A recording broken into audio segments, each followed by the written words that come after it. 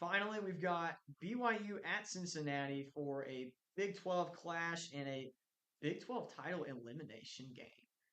BYU is probably in the driver's seat right now to be the second team in behind Texas Tech. If they lose this one, don't know what the tiebreaker scenarios are and who would be next up.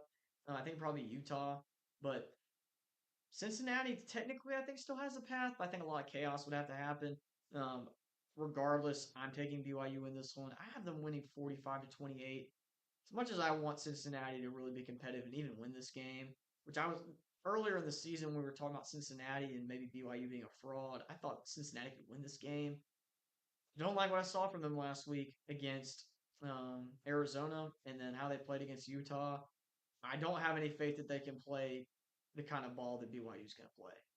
I mean, that ground and pound complementary football, it absolutely terrorized TCU last week. I genuinely don't think that Cincinnati's that much better than TCU. So, as far as physicality standpoint, I don't think they are either. I think BYU is able to do what they want to do on offense. Maybe Cincinnati's able to find something later in this game to make it look a little closer, but I think BYU might dominate this game. I think Cincinnati's going to turn in a much better performance than last week against Arizona, but I don't think it's going to be enough against BYU.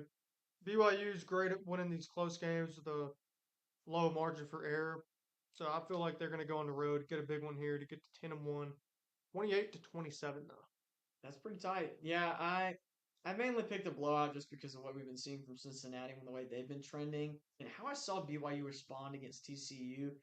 I thought that they could drop that game. TCU's not a bad football team, but they responded, man. They put a spanking on TCU. They've been kind of spiraling though. They were 6-1, now they're 6-4. Yeah, and I think that they got to the meat of their schedule, and that's really what's starting to show. I still think they're decent, but I just think that BYU's got so much more talent and they're so much more well coached right now than a majority of these Big 12 teams. They're dominating teams that they're better than. Arizona might be the only game that was questionable, and Arizona is currently 7-3, who just had a ranked win against Cincinnati. So you look at common opponents, they both played pretty similar games against Arizona, except BYU actually won. So if anything, if you want to use the common opponent talking point, BYU's got an advantage there. I just overall, even if that wasn't in the conversation, I think that BYU's probably going to be the better football team all around in this one. Quarterback may be the only advantage I think Cincinnati's got in this one. All right, I think that's going to do it for this week of the Feel for the Game podcast. We will not be attending any games this week, considering what our options were. We just didn't want to travel for any of these games. They're kind of out of our price range and not really games that we could get excited about spending several $100s for. So we're going to chill out, watch a lot of football, start preparing for next week's podcast, and just enjoy relaxing for a little bit. Starting to get close to hunting season, so hopefully we can get some cooler weather coming in and find some time to get in the deer stand.